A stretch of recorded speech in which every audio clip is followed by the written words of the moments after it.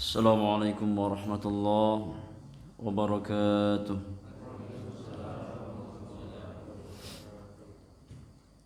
الحمد لله رب العالمين، حمدا كثيرا طيبا مباركا فيه كما يحب ربنا ويرضاه، والصلاة والسلام على أشرف المرسلين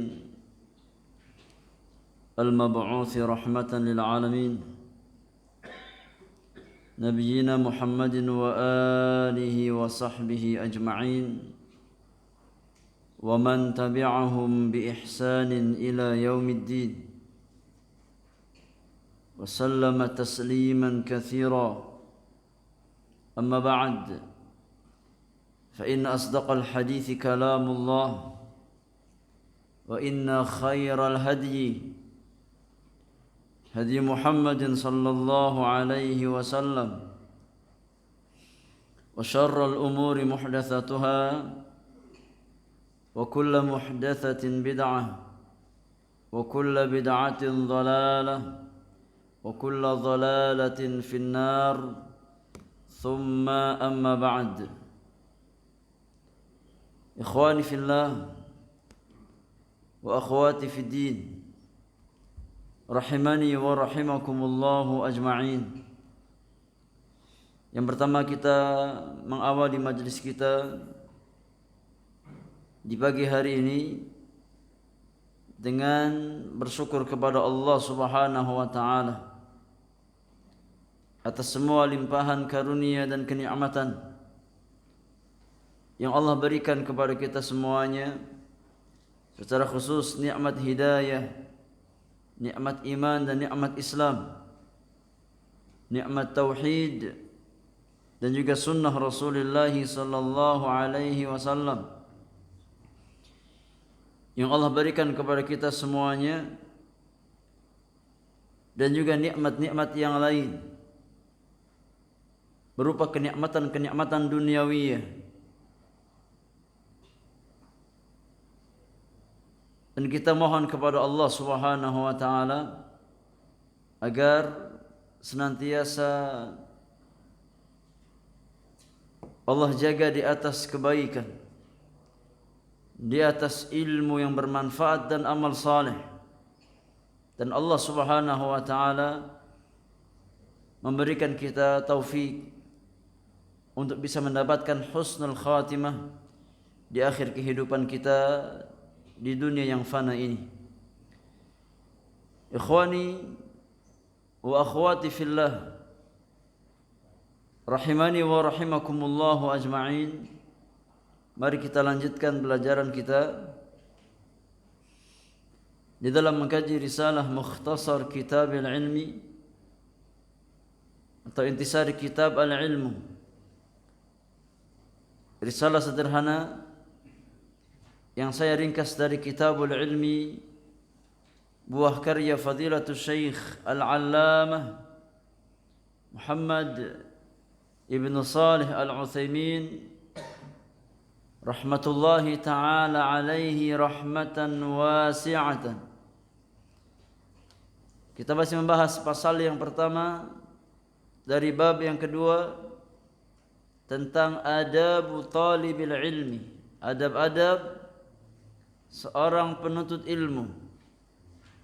Dan insyaallah ta'ala kita akan masuk poin yang ke-8 atau adab yang ke-8 di antara adab-adab yang lazim dimiliki seorang penuntut ilmu syar'i.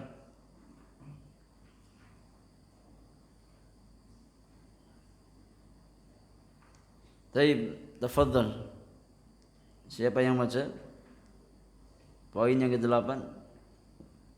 Bismillahirrahmanirrahim. Al-aminu an yakuna sabiran 'alal ilmi, ay musabiran 'alaihi, la yaqta'uhu wa la yamallu, bal yakunu mustamirran fi ta'allumihi bi qadril mustata'i, wal yasbir 'alal ilmi wa la yamallu fa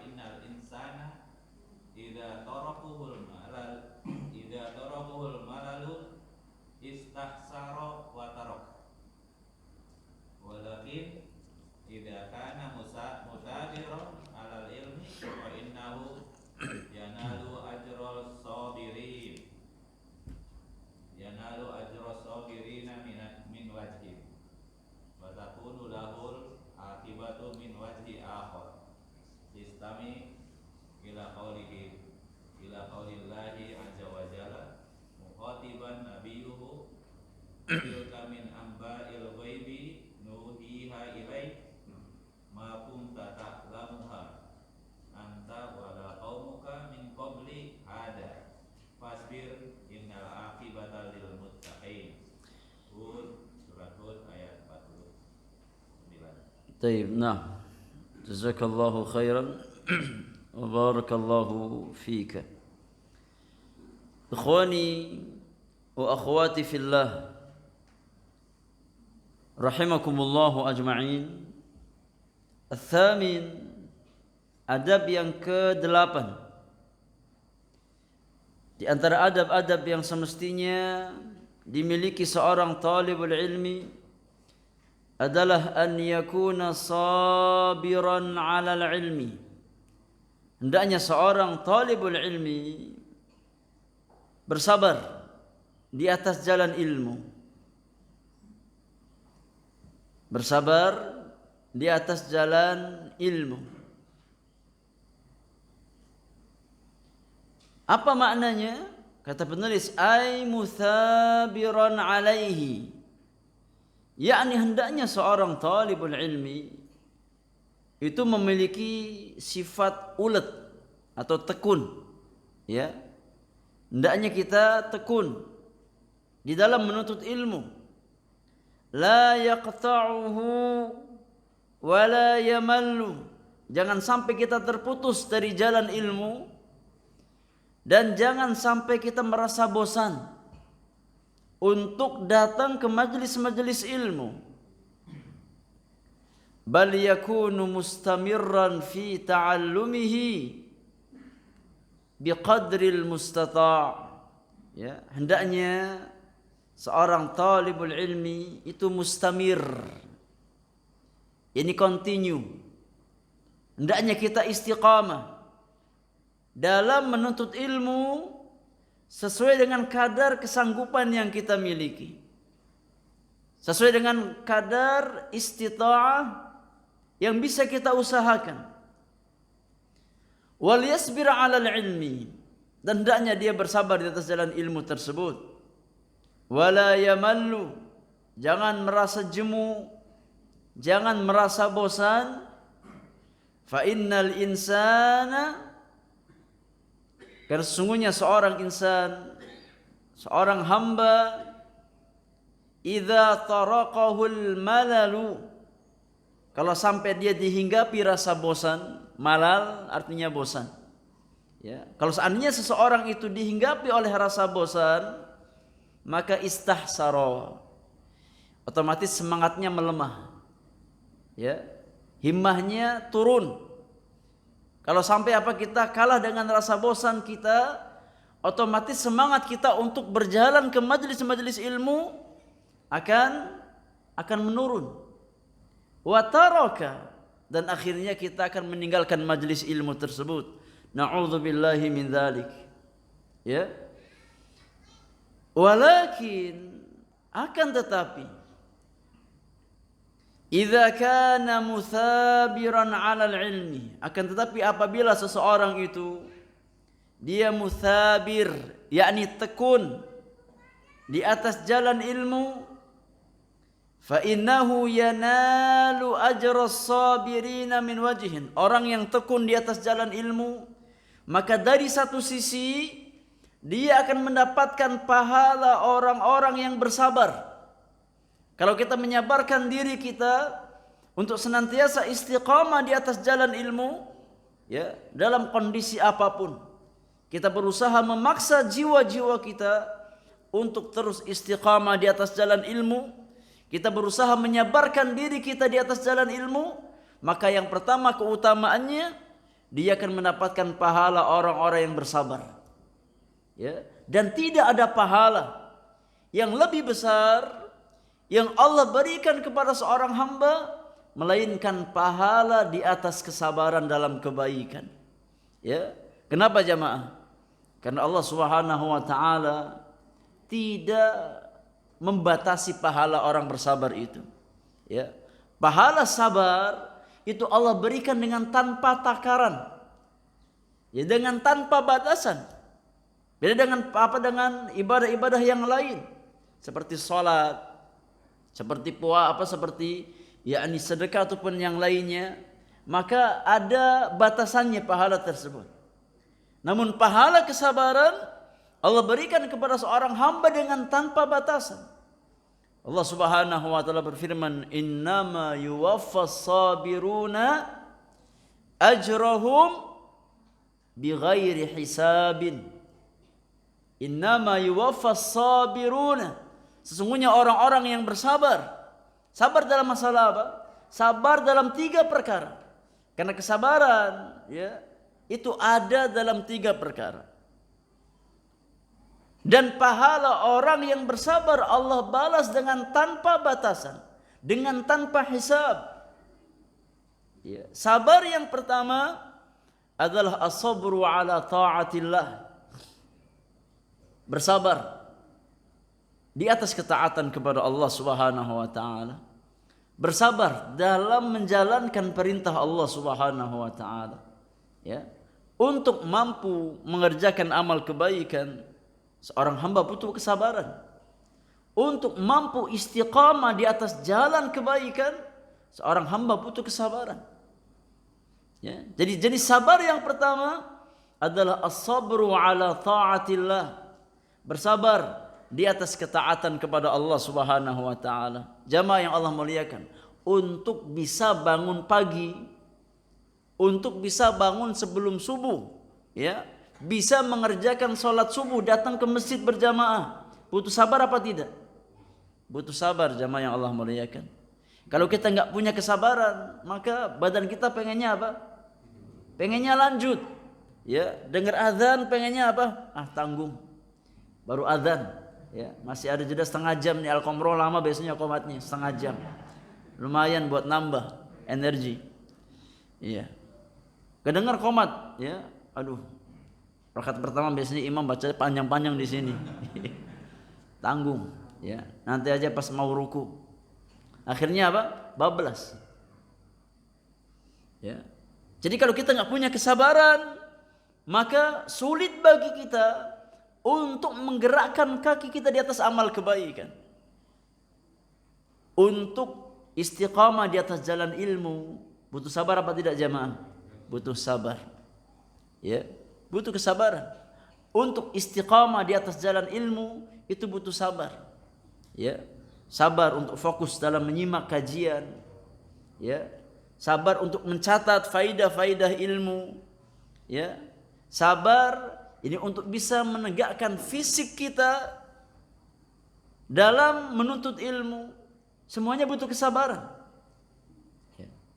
Oleh karenanya Allah Subhanahu wa taala mengkaitkan as-sabru dengan al-falah. Nah, Allah Subhanahu wa taala mengkaitkan as-sabr dengan al-falah, dengan kemenangan, dengan keberuntungan. Karena tidak mungkin kita mendapatkan kemenangan melainkan dengan kesabaran. Tidak mungkin kita mendapatkan kebaikan melainkan dengan modal kesabaran. Maka sabar yang pertama adalah sabar di atas jalan ketaatan kepada Allah Subhanahu wa taala. Yang kedua, di antara 3 jenis sabar adalah as-sabru an ma'siyatillah. As-sabru an ma'siyatillah azza wa jalla. Bersabar, ya, dalam meninggalkan segala bentuk maksiat kepada Allah Subhanahu wa taala. Bedakan antara an dengan ala, jamaah yang Allah muliakan. Ya, kalau masalah ketaatan pakainya apa? Pakainya ala. Bersabar di atas ketaatan. Ya, tapi kalau maksiat pakainya apa? Pakainya an. Jadi bersabar dari kemaksiatan, bukan bersabar di atas maksiat, tidak. Ya. Kalau kita gunakan ala as-sabru 'alal maksiyah, artinya apa? Artinya maksiat terus. Ya, makanya kalau maksiat pakainya an. Tapi kalau taat pakainya apa? Pakainya ala. Artinya kita berusaha membentengi jiwa kita dari pintu-pintu maksiat. Dan itu butuh kesabaran. Ya. Butuh kesabaran untuk menahan lisan kita dari menggibahi orang lain, mencela orang lain, merendahkan orang lain. Butuh sabar apa tidak? Butuh sabar. Ya. Kalau kita nggak punya kesabaran, maka yang namanya lisan ini mudah untuk berbuat keburukan. Bahkan Nabi yang mulia mengabarkan bahwasanya di antara pintu terbesar yang menjerumuskan seorang anak Adam ke dalam neraka adalah al-fam. Ini al-lisan. Lisan seseorang. Ya. Lisan seseorang. Ya. Mudah apa untuk menggibahi orang lain, untuk mencela orang lain, menjatuhkan kehormatan orang lain. Ya. Itu semua di antara ini dosa-dosa yang menyebabkan pelakunya menjadi orang yang muflis di hari kiamat nanti. Untuk menjaga mata kita, ya, dari perkara-perkara yang haram, butuh sabar apa tidak? Butuh sabar jamaah yang Allah muliakan. Ya, kalau tidak, maka yang namanya mata, ya, sangat mudah terpengaruh dengan hal-hal yang haram. Nah, oleh karenanya seorang muslim harus berusaha menyabarkan dirinya dari hal-hal yang bersifat maksiat kepada Allah Subhanahu wa taala. Dan itu butuh kesabaran, ya, untuk yakni menjaga diri kita dari pintu-pintu kemaksiatan, kita butuh kesabaran. Kemudian jenis sabar yang ketiga, adalah as-sabru ala aqdarillahi azza wa jalla al-mu'limati. Bersabar di dalam menerima takdir Allah Subhanahu wa taala yang tidak sesuai dengan harapan dan keinginan kita. Ya. Bersabar dalam menerima ketentuan Allah, dalam menerima takdir Allah Subhanahu wa taala yang tidak sesuai dengan keinginan kita. Seperti apa contohnya? Sakit, ya, sakit atau musibah, ya. Ini di antara takdir Allah Subhanahu wa taala. Karena orang-orang beriman meyakini tidak ada sesuatu yang terjadi di atas muka bumi ini melainkan dengan izin Allah Subhanahu wa taala, melainkan dengan kehendak Allah Subhanahu wa taala, melainkan dengan takdir Allah Subhanahu wa taala. Maka sikap seorang mukmin, ya, dalam menyikapi hal-hal yang tidak sesuai dengan harapannya adalah bersabar. Ya, bersabar. Itu kunci kelapangan hidup. Tatkala Allah Subhanahu wa taala uji kita dengan hal-hal yang tidak kita inginkan, maka kewajiban kita adalah menyikapi musibah tersebut dengan kesabaran. Ya, kita yakin bahwasannya apa yang Allah Subhanahu wa taala timpakan kepada kita, ya, insyaallah berbuah kebaikan bagi kita. Tatkala kita mampu menyikapinya dengan kesabaran dan ridha terhadap takdir Allah Subhanahu wa taala.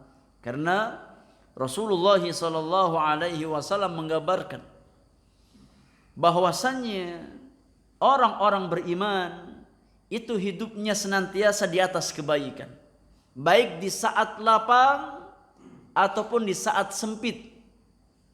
Ya, dan tidak mungkin kebaikan tersebut dirasakan melainkan oleh seorang mukmin. Mau hidupnya lapang, mau hidupnya sempit, kata Nabi yang mulia senantiasa di atas kebaikan si mukmin itu. Ya, mau diberikan nikmat sehat, mau diuji dengan rasa sakit, senantiasa dalam kebaikan si mukmin itu. Gak ada buruknya. Ya. Yang ada baik dan baik. Itulah ya keuntungan menjadi seorang mukmin. Kata Nabi sallallahu alaihi wasallam, "Ajaban li amril mu'min. Inna amrahu kullahu lahu khair." Sungguh ajib, sungguh menakjubkan urusan seorang mukmin itu. Ini sungguh indah kehidupan orang-orang beriman itu. Ya. Kenapa? Karena semua urusannya berbuah kebaikan bagi dirinya. Semua urusannya berakhir kebaikan bagi dirinya. In asabathu sarra'u syakar. Orang beriman itu, kalau seandainya Allah berikan dia nikmat kelapangan, Allah berikan dia kebaikan, Allah berikan dia kesehatan, ya, dan nikmat-nikmat yang lain, apa sikap seorang mukmin jamaah? Bersyukur, mensyukuri nikmat Allah Subhanahu wa taala. Jadi kalau diberikan kelapangan, dia sikapi dengan syukur, ya. Fakana khairan lahu, maka syukurnya si mukmin di atas kebaikan yang Allah berikan kepada dirinya berbuah kebaikan untuknya. Ya. Semakin Allah tambah nikmatnya, semakin Allah lapangkan hidupnya. Sebaliknya kata Nabi sallallahu alaihi wasallam, wa in asabathu dharra sabar. Tatkala si mukmin diuji dengan kesempitan, ditimpakan dengan musibah, maka dia sikapi musibah tersebut dengan kesabaran. Fakana khairan lahu, maka sabarnya dia berbuah kebaikan bagi dirinya. Itulah kunci kelapangan hidup jamaah yang Allah muliakan. Syukur di atas nikmat, sabar di atas kesempitan, itulah kunci kelapangan hidup. Ya, kalau kita nggak punya dua perkara ini, nggak mungkin kita mendapatkan kelapangan hidup. Yang ada sempit, sempit dan sempit. Ya, kalau kita nggak punya syukur, nggak punya qanaah, yang ada rasanya miskin terus, yang ada rasanya kurang terus, nggak pernah cukup. Ya, kenapa? Karena hatinya hati miskin. Ya, karena memang kekayaan itu bukan pada materi yang kita punya, tapi miskin dan kaya itu adanya di sini jamaah. Masalah mental, ya, masalah hati. Ya. Begitu pula tatkala seseorang dia nggak punya kesabaran, maka hidupnya nggak mungkin terasa lapang. Ya, yang ada mengeluh. Ya. Yang ada mengadukan al-khaliq kepada makhluk. Ya, kita banyak curhatnya di medsos. Ya, lagi ada masalah bikin status. Ya, nggak pernah kita angkat tangan kita kepada Allah Subhanahu wa taala. Ya, sekarang ya, orang-orang sekarang lebih sibuk tatkala ada musibah, ada masalah, curhatnya di mana? Di medsos. Nggak pernah dia sampaikan kepada Al-Khaliq, kepada Allah Subhanahu wa taala. Ya, bagaimana mau Allah mudahkan urusannya? Dia mengadukan Al-Khaliq kepada makhluk. Tatkala ada kesempitan, ada kesusahan, ya, dia sampaikan keluh kesahnya kepada makhluk. Ya. Orang-orang beriman tidak. Tatkala dia mendapatkan kesulitan, maka pintu yang pertama kali dia ketuk adalah pintu Ar-Rahman, pintu Al-Khaliq, karena dia meyakini bahwasannya la sahla illa ma ja'altahu sahla. Tidak ada kemudahan melainkan apa yang dibuat mudah oleh Allah Subhanahu wa taala. Ya. Maka masalah seringan apapun, kalau seandainya Allah tidak berikan taufik kepada seorang hamba, berat dia emban. Sebaliknya, ya, masalah seberat apapun, kalau seandainya Allah Subhanahu wa taala tolong seorang hamba, maka ringan dia jalani. Ya. Jadi semuanya kembali kepada taufik Allah Subhanahu wa taala. Maka kunci kelapangan hidup, kunci ketenangan, kunci kebahagiaan itu dua jamaah yang Allah muliakan. Syukur di atas nikmat, yang kedua sabar di atas kesempitan.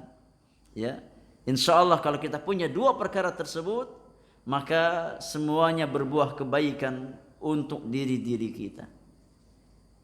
Kemudian jamaah yang Allah muliakan, ikhwani fillah wa akhwati fid din, rahimani wa rahimakumullahu ajma'in. bersabar ya di atas ilmu itu ada 3 macam. Bersabar di atas ilmu itu ada tiga macam. Ini disampaikan oleh Syekh Salih Al-Utsaimin hafizahullah ta'ala di dalam bukunya Khulasah Ta'zimil Ilmi, bahwasannya bersabar dalam ilmu itu ada tiga macam. Yang pertama, as-sabru ala tahsilil ilmi bit-ta'allumi wal muraja'ah. Di antara bentuk sabar di atas jalan ilmu, yang pertama adalah bersabar ya dalam tahsil ilmu, yakni bersabar dalam meraih ilmu, bersabar dalam mendapatkan ilmu, imma bita'allum imma bil muraja'ah. Bagaimana kita cara dapat ilmu? Yang pertama caranya ta'allum, belajar, duduk di majelis-majelis ilmu, datang ke majelis-majelis ilmu, talaqi di hadapan guru-guru kita ya. Karena ilmu itu didapat dengan cara dipelajari. Kata Nabi SAW, innamal ilmu bitta'allum. Sesungguhnya ilmu itu didapat dengan cara dipelajari, bukan dengan cara mimpi. Ilmu itu didapat dengan cara ta'allum, dengan cara dipelajari, dikaji, dicari. Maka hendaknya kita mencari majelis-majelis ilmu. Ya. Kalau bisa rihlah mencari ilmu. Itu sunnah para ulama. Ya. Jadi kita ini kalau dengar kata rihlah, pikirannya kemana jamaah? Kalau kita dengar kata rihlah, kira-kira gambarannya apa? Ke puncak, ke pantai, nah itu rihlah. Ayo kita rihlah. Oh, pikirannya udah macam-macam. Udah ke gunung, ke pantai. Padahal kata rihlah itu, kalau kita baca buku-buku para ulama, rihlah mereka ke majelis ilmu. Ya.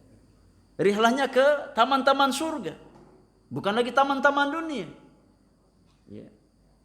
Makanya antum kalau diajak rihlah, Pak, ayo kita rihlah Sabtu pagi. Rihlah. Antum ajak tuh, ya. Mungkin di luar Bukit Bunga ya. Kita rihlah sebelum subuh jalan ya. Bismillah, udah siap tuh, udah bawa bekal ya. Enggak taunya dibawanya kemana? Dibawanya ke Bukit Bunga. Kok katanya rihlah, tapi kok tujuannya ke Bukit Bunga? Ya kita rihlahnya ke taman surga, Pak. Iya. Ini rihlahnya para ulama. Jadi bersabar yang pertama adalah bersabar dalam menggapai ilmu dengan cara ta'allum, dengan cara belajar, au bil muraja'ah, atau dengan cara murajaah. Dan ini juga penting jamaah yang Allah muliakan.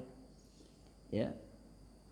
Dengan cara ta'allum dan dengan cara murajaah. Apa itu murajaah? Mengulang-ulang ilmu. Karena ilmu itu harus diulang-ulang. Ya. Kalau enggak diulang-ulang, gampang nguap. Iya. Apalagi di zaman kita sekarang, ya, yang kemampuan hafalannya sangat lemah. Kita nggak kayak Imam Syafi'i, yang sekali dengar langsung langsung hafal, yang hafalannya kuat luar biasa.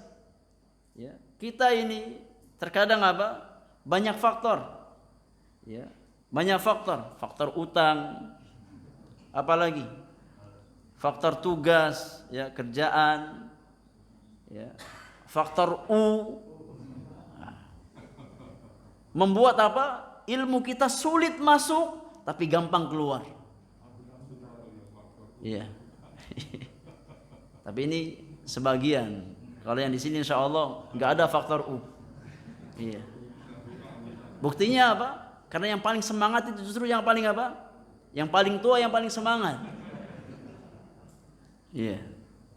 Nggak pernah absen nanya tiap pertemuan. Iya. Jadi ikhwani fillah jazakumullah, murajaah adalah kewajiban, ya, seorang talibul ilmi tatkala dia ingin ilmunya rasikh,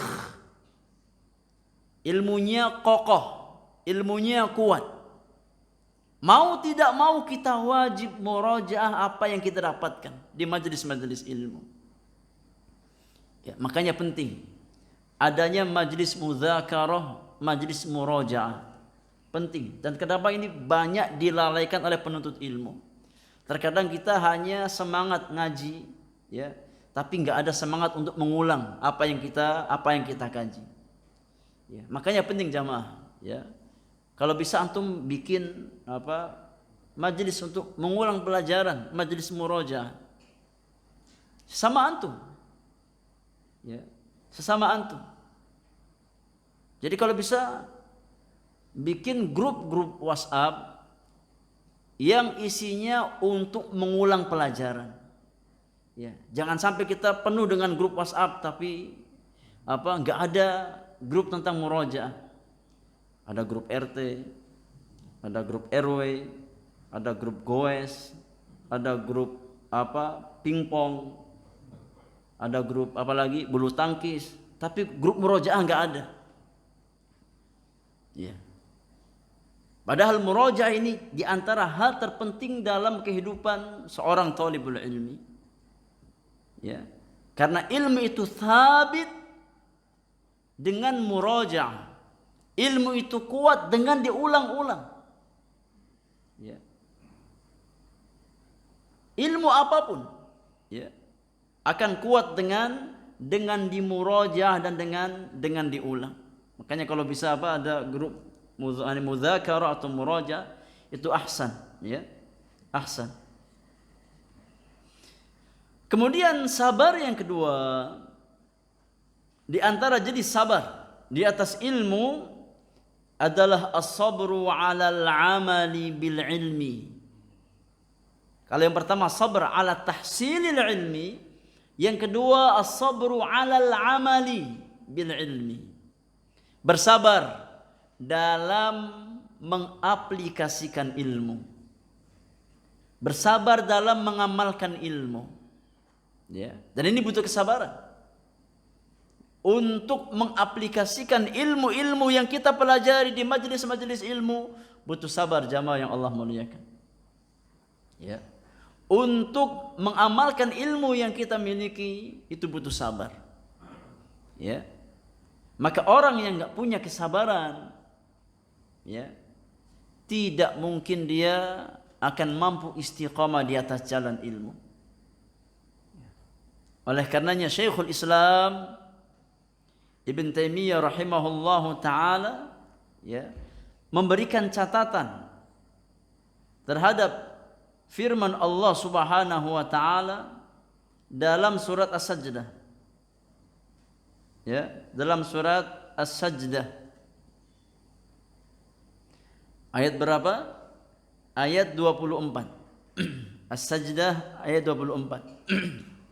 وَجَعَلْنَا مِنْهُمْ أَئِمَّةً يَهْدُونَ بِأَمْرِنَا لَمَّا صَبَرُوا وَكَانُوا بِآيَاتِنَا يُوقِنُونَ وَجَعَلْنَا مِنْهُمْ أَئِمَّةً. Dan kami jadikan di antara mereka itu para imam, para pemimpin.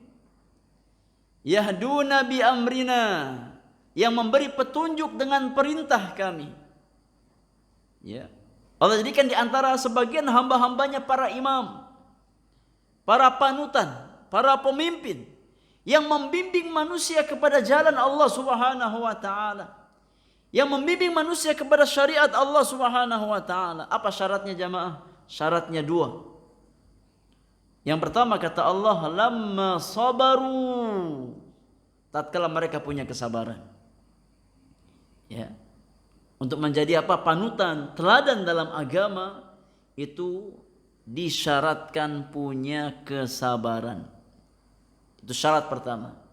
Yang kedua, wa kanu bi ayatina yuqinun, dan mereka adalah orang-orang yang yakin, yakni yang berilmu, yang tahu tentang ayat-ayat kami. Ya.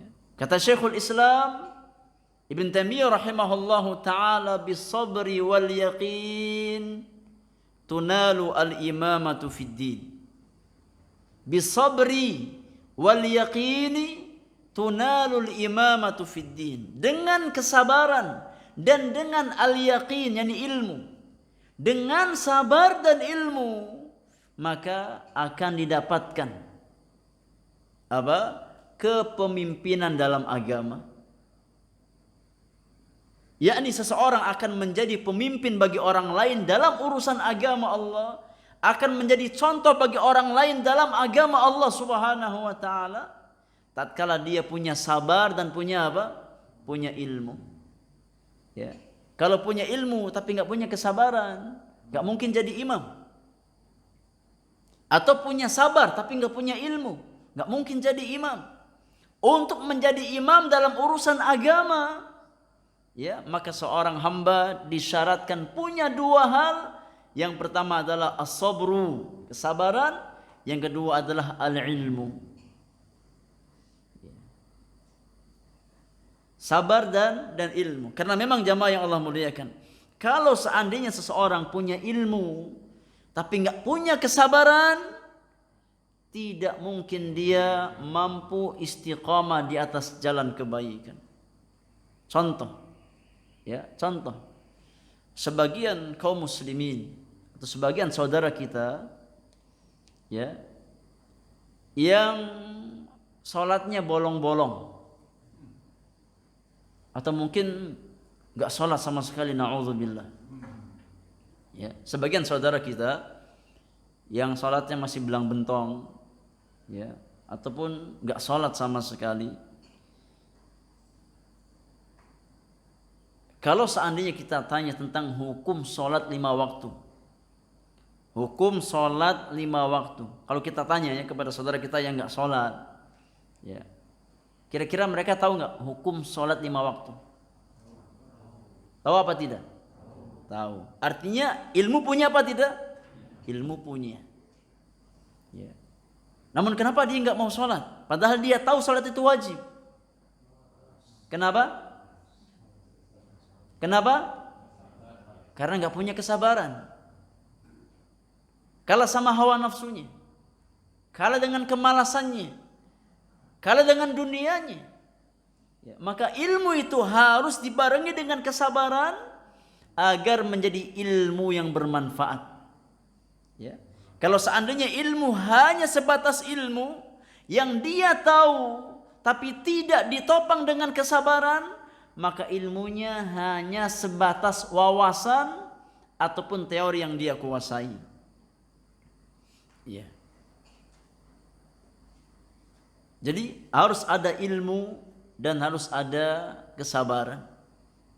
Kalau tidak, maka tidak mungkin kita mampu istiqamah di atas amal-amal kebaikan. Harus punya ilmu dan harus punya sabar. Taib, kemudian sabar yang ketiga, di antara bentuk sabar di atas jalan ilmu adalah as-sabru ala ta'limil ilmi.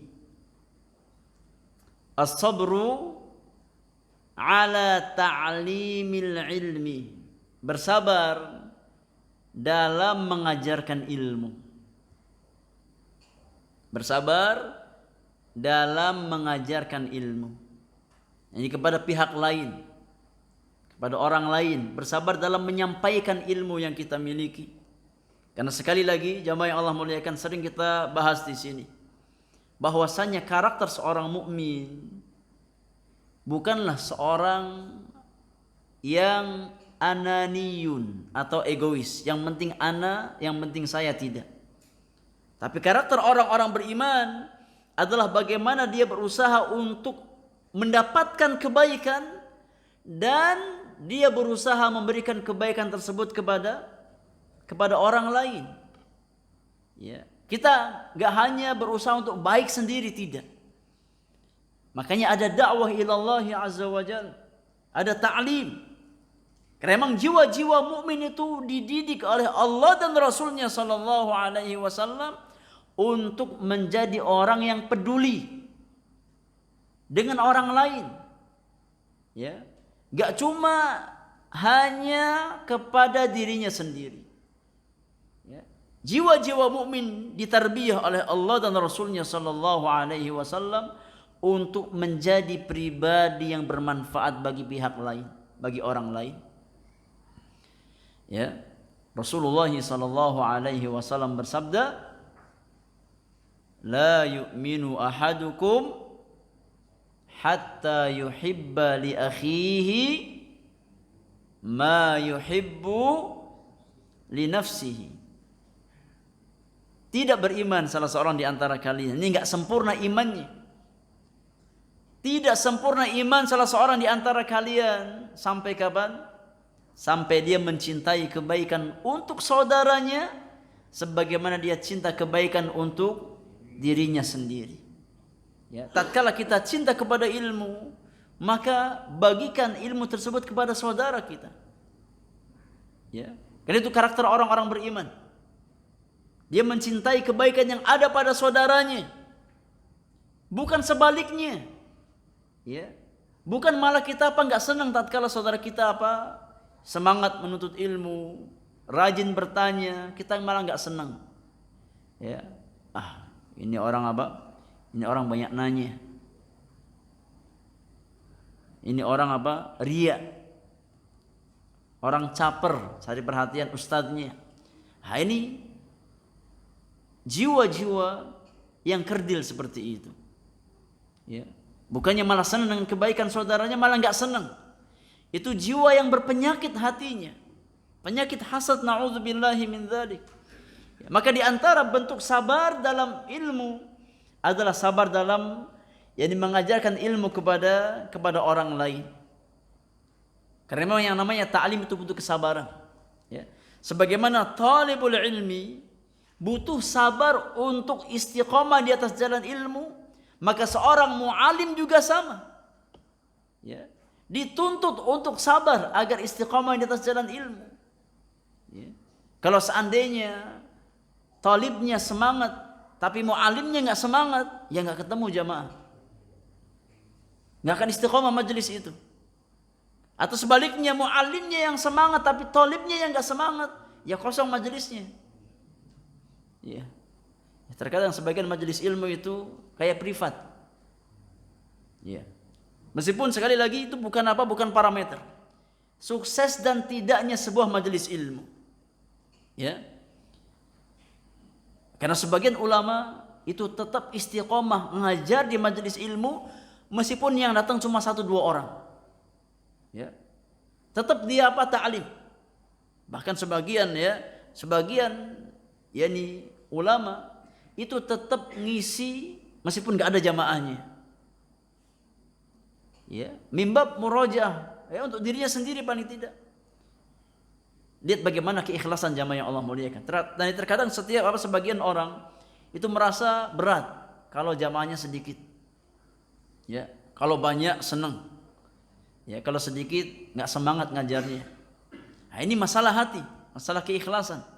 Sebagian ulama tetap datang ke majelis ilmu, tetap duduk dan menyampaikan ilmu meskipun nggak ada jamaahnya. Kenapa? Bisa jadi nggak ada jamaah dari kalangan manusia, tapi ada yang hadir dari kalangan Dari kalangan jin. Karena yang datang ke majelis ilmu itu nggak cuma manusia, hatta dari bangsa jin juga ada. Hanya kita nggak tampak sama kita, nggak lihat sama kita. Ya. Jadi bisa jadi dia sekitar antum ini ada Ada jin. Iya, yang datang menyimak ke majelis ilmu. Mungkin lagi sama Pak Asaf nih, lagi lihat bukunya.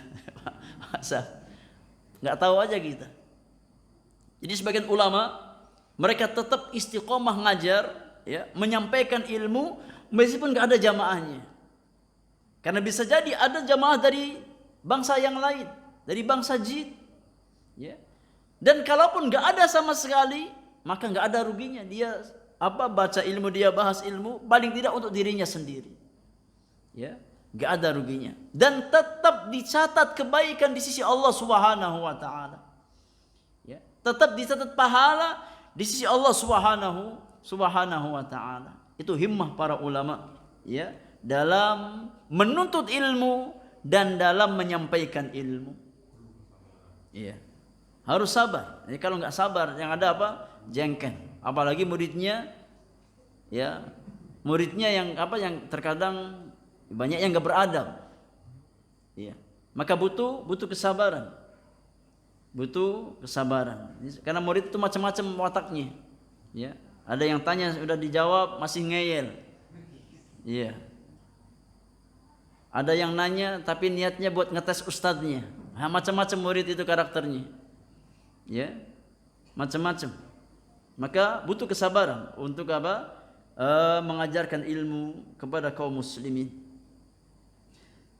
Kata penulis, istami', coba dengarkan, ila qaulillahi azza wa jalla.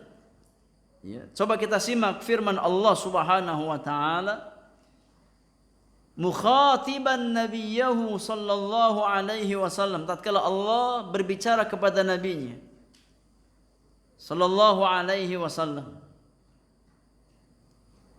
Kata Allah Subhanahu wa taala, tilka min anba'il ghaib nuhiha ilaika ma kunta ta'lamuha anta wala qaumuka min qabli hadha fasbir innal 'aqibata lil muttaqin.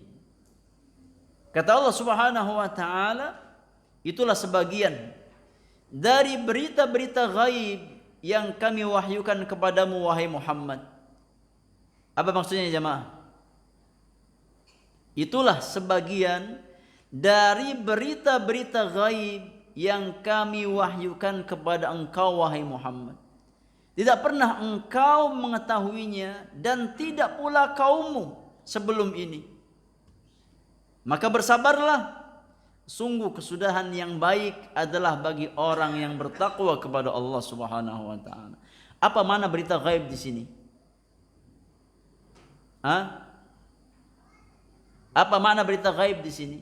Tilka min anba'il ghaib, itu bagian dari berita gaib yang kami wahyukan kepada engkau wahai Muhammad. Apa maksudnya?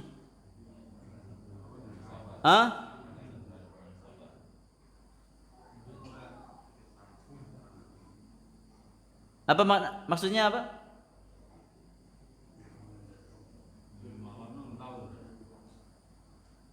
Berita gaib di sini maksudnya kemana? Tentang kisah Nabi Nuh bersama kaumnya. Ya, karena ayat ini datang setelah Allah sebutkan kisah, ya, antara Nabi Nuh dengan kaumnya.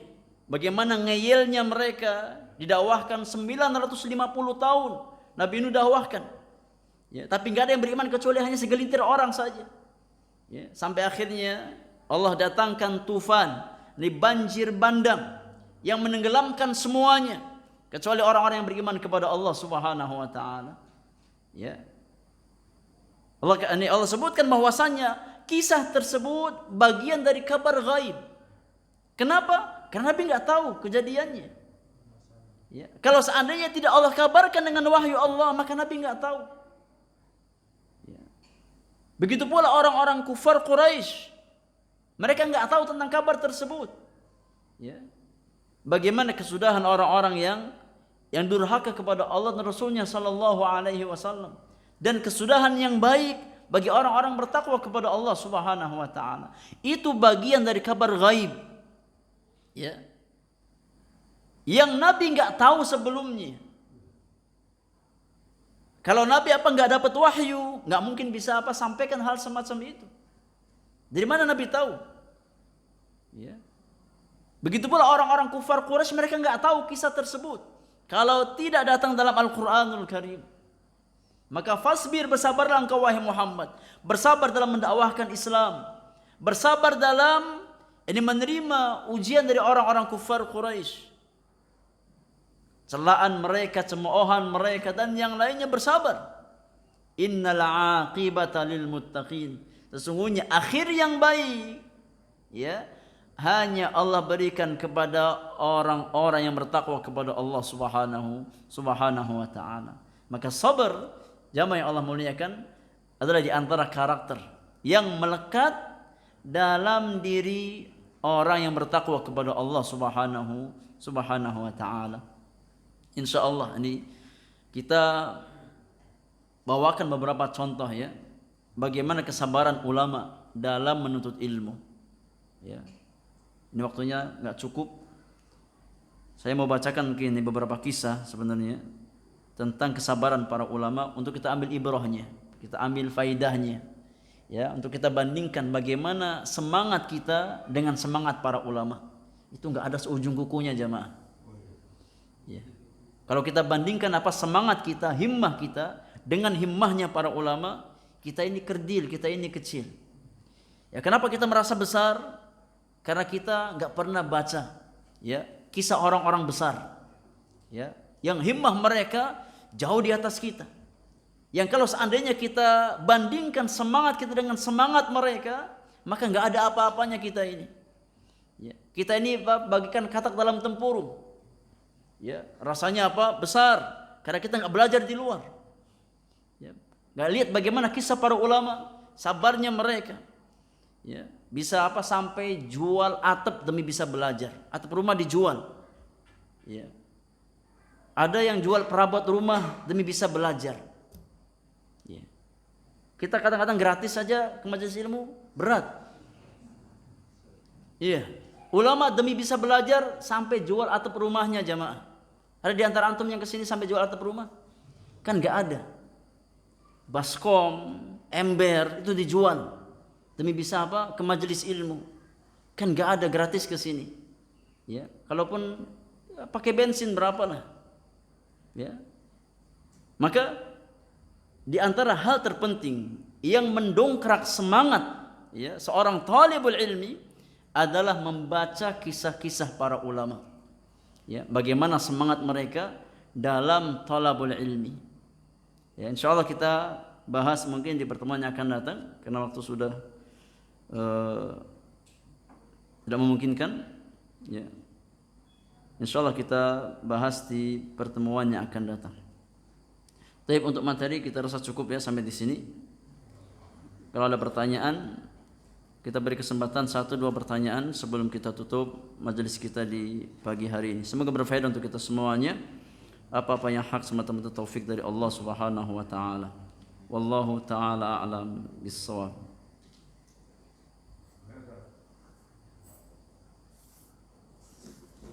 Sabar.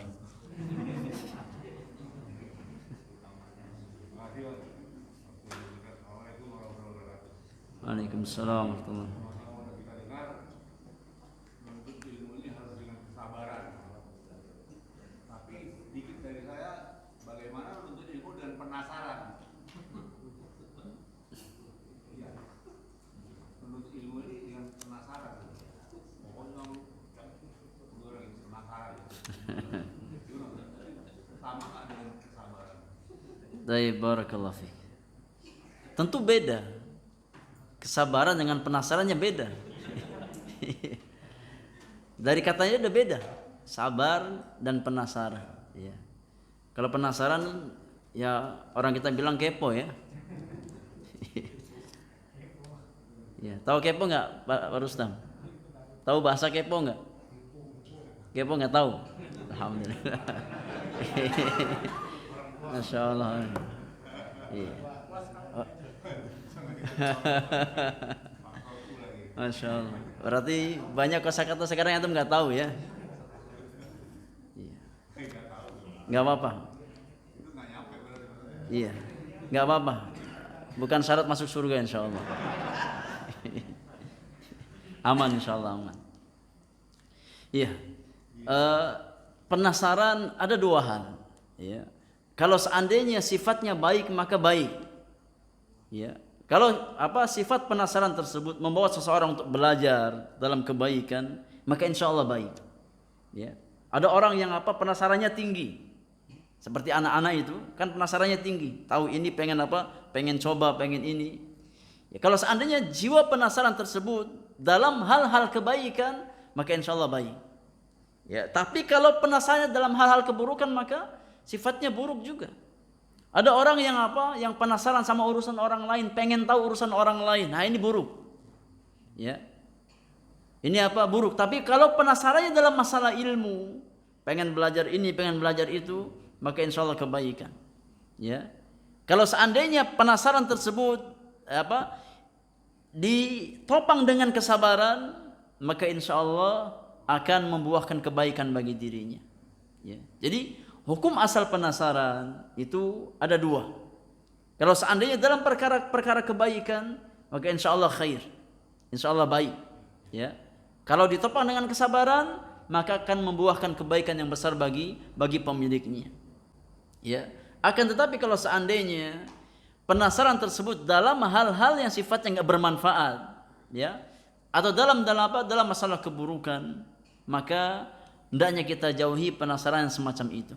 Ya, karena itu bagian dari yakni talbis iblis untuk menyeret seseorang kepada jalan-jalan keburukan. Ya. Oleh karenanya Nabi SAW tatkala menggambarkan pintu-pintu kemaksiatan, Nabi gambarkan bahwasannya ada sebuah jalan, ya, ada sebuah jalan, kemudian di samping kanan dan kiri jalan tersebut ada pintu. Ya. Yang mana pintu-pintu tersebut tertutup dengan gorden, dengan kain, dengan tirai. Ya, bukan pintu tapi ditutup dengan tirai. Apa hikmahnya kata para ulama? Hikmahnya, ya, tatkala Nabi SAW menyebutkan perumpamaan siratal mustaqim, jalan yang lurus, dengan jalan-jalan setan, itu ada pintu-pintu yang ditutup dengan tirai. Karena biasanya kalau pintu itu tertutup rapat, orang nggak penasaran. Iya, orang nggak penasaran. Beda kalau seandainya pintu tersebut ada tirainya, ada tirai. Ya, orang semakin penasaran. Iya kan? Pintunya kebuka tapi ada tirai, maka membuat orang penasaran.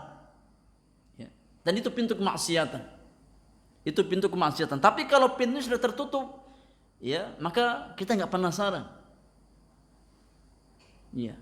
Maka sifat penasaran kalau seandainya dalam perkara ilmu, maka insya Allah baik. Ya. Tapi kalau dalam perkara-perkara kemaksiatan, ya, seperti penasaran terhadap urusan orang lain, ya, atau perkara-perkara maksiat, maka ini perkara yang tercela. Wallahu taala alam bissawab.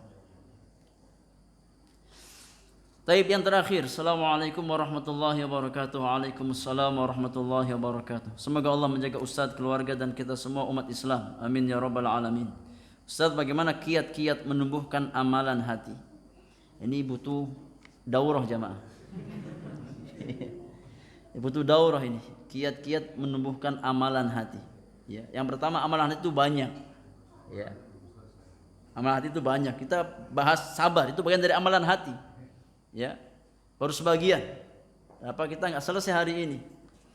Yang jelas, yakni kiat yang paling utama dan yang paling asas, ya, dalam masalah amalan hati adalah ikhlasun niyati lillahi azza wa jalla.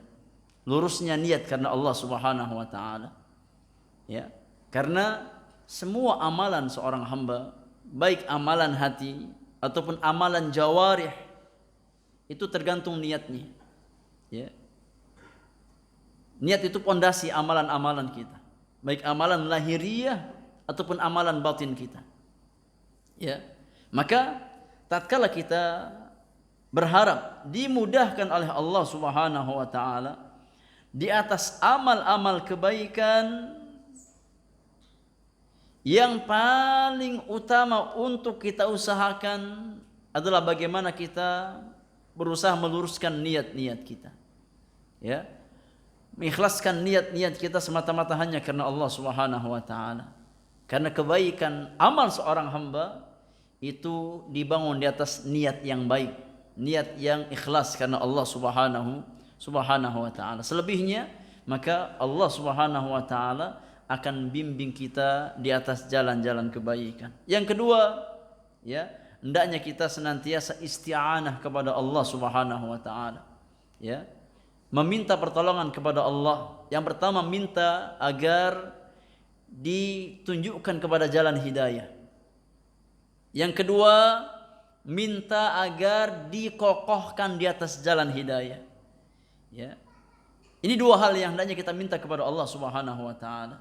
Minta ditunjukkan kepada jalan yang lurus. Yang kedua, minta diistiqomahkan di atas jalan yang lurus tersebut. Nah, ini diantara faidah kenapa kita mengulang-ulang ayat ihdinas siratal mustaqim. Kan kita muslim Pak Ustadz, kita di atas jalan yang lurus.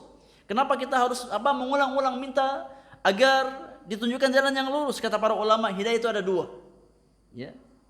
Hidayah ada dua. Yang pertama kita minta hidayah, al-hidayatu ilas sirat. Yang kedua al-hidayah alas sirat. Ya. Jadi yang pertama kita minta kepada Allah ditunjukkan jalan yang lurus, diberikan hidayah. Yang kedua minta diistiqomahkan. Itu namanya hidayah ala sirat, istiqomah. Ya. Karena terkadang seseorang dia tahu jalan kebaikan dan dia pernah mengamalkan tapi enggak istiqomah. Dan istiqomah ini yang berat jamaah. Ya, yang berat itu istiqomah. Ya. Kalau yang ringan apa namanya? Istirahat. Kalau yang berat istiqomah. Ya, kalau ringan namanya istirahat bukan istiqomah. Ya. Terkadang kita semangat di awal belajar bahasa Arab, ayo kita bikin kelas bahasa Arab, masya Allah. Mudah-mudahan nggak ada yang tersinggung di sini ya.